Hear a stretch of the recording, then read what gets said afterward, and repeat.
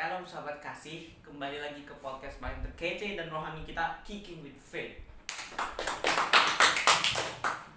Perkenalkan, nama saya Rivero dan kali ini saya ditemani oleh 3 teman saya.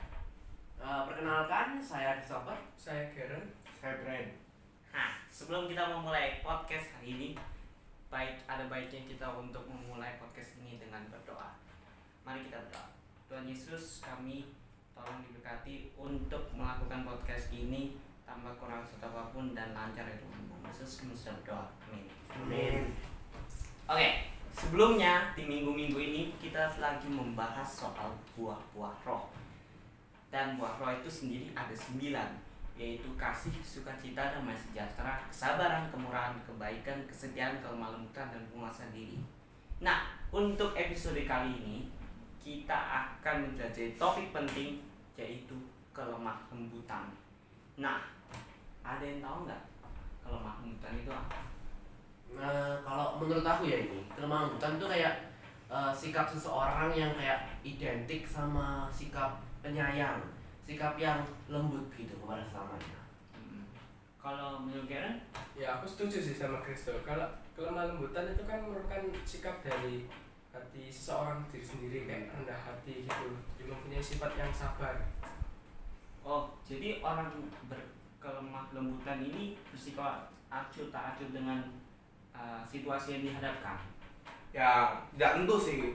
Walaupun sering disepelekan, tapi sebenarnya sifat kelemah lembutan itu adalah karakter seseorang agar dapat menjaga emosinya dan tidak terbawa suasana. Oh gitu ya.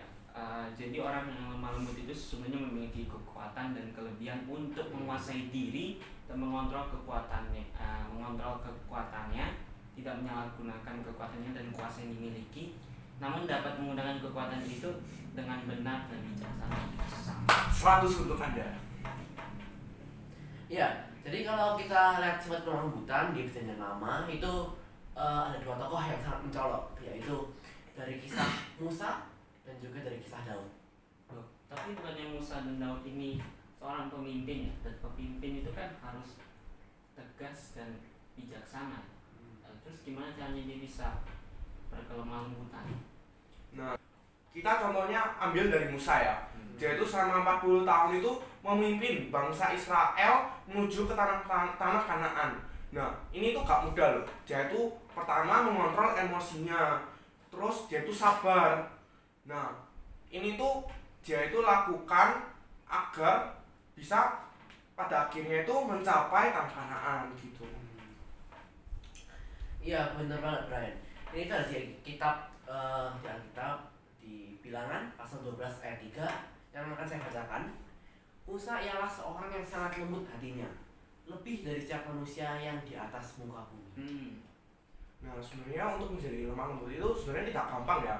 Soalnya orang itu cenderung menjadi egois. Nah, terus mereka itu terbawa emosi dan menjadi emosional. Mari kita contoh Musa. Oh, gitu ya. Kalau Raja Daud gimana? Nah, kalau Raja Daud itu sama hidupnya ini telah berusaha untuk berkenan pada Tuhan. Nah, kita dapat ambil dari Mazmur Daud 143 ayatnya yang ke-10, ajarlah aku melakukan kehendak-Mu, sebab Engkaulah Allahku. Kiranya rohmu yang baik itu menuntun aku di tanah yang rata. Oke. Setelah mendengar pendapat teman-teman, kayaknya udah jelas peran kelemah lembutan di Alkitab, baik di Daud ataupun Musa. Tapi kalau kita punya sifat kelemah, gimana caranya kita mempunyai sifat kelemah lembutan di kehidupan sehari-hari kita? Ya kalau menurut aku ya yang paling penting itu buat dapat sifat kelemah lembutan itu ya kita perlu tunduk pada kehendak Tuhan. Kita perlu takut akan Tuhan, itu yang paling penting. Ya aku setuju sih sama Kristo. Orang lemah lembut itu kan tidak mudah tersinggung, tidak mudah baperan gitu. Jadi dia itu menerima teguran-teguran tuh itu dengan kritik orang tuh, saran orang dengan baik gitu, sesuai dengan firman Tuhan di Yakobus 1 ayat 12 yang berbunyi, terimalah dengan lemah lembut firman yang tertanam di dalam hatimu yang berkuasa menyelamatkan jiwamu. Nah, sekali tuh Ker. Nah, sama seperti orang yang lemah lembut, mereka itu mau mempertimbangkan pendapat orang lain. Terus dalam semua tindakan yang mereka lakukan, mereka itu mempertimbangkannya dengan matang. Terus mereka itu tidak sembrono gitu loh mengerjakan sesuatu yang mereka kerjakan itu. Dapat dikutip dari Amsal 15 ayat 4a, lidah lembut adalah pohon kehidupan. Oh gitu. Tapi menurut kalian mengejar sifat kelemah lembutan itu penting nggak sih? Ya penting lah pastinya. Ya, lemah lembut itu kan untuk menggambarkan sikap Tuhan yang meneladani Kristus ketika menegur jemaat Korintus. Ini ada di 2 Korintus 10 ayat 1 sampai 2 yang berbunyi di mana ia menghindari perkataan keras dan kasar dan sebaliknya berusaha meluruskan pendapat atau tindakan yang keliru dengan sikap yang penuh penghormatan kepada orang lain. Nah, dengan kata yang lain, ini juga dipakai untuk menunjukkan bagaimana jemaat itu harus saling menolong dan tidak saling menjatuhkan. Ya benar sekali, kalau kita lihat dari nasihat Paulus kepada Timotius kan juga berbicara tentang sikap demikian kepada menghadapi jemaatnya. Kesimpulannya itu guys, kita itu harus dapat toleransi ya. Contohnya itu jika ada seseorang yang tidak sependapat dengan kita atau pendapat mereka itu tidak sesuai pendapat kita itu harus bisa toleransi dan ya setuju gitu. Kayaknya ya gitulah. Jos. Kalau gitu ada pesan nggak buat penonton? Oh aku ada nih pesan. Apa tuh? Jadi pesan saya itu mari kita berusaha mengejar sifat kelemah lembutan sesuai yang diajarkan oleh Kristus kepada kita. Wah keren. Ya udah, untuk menutup podcast hari ini, mari kita menutupnya dengan doa. Mari kita berdoa.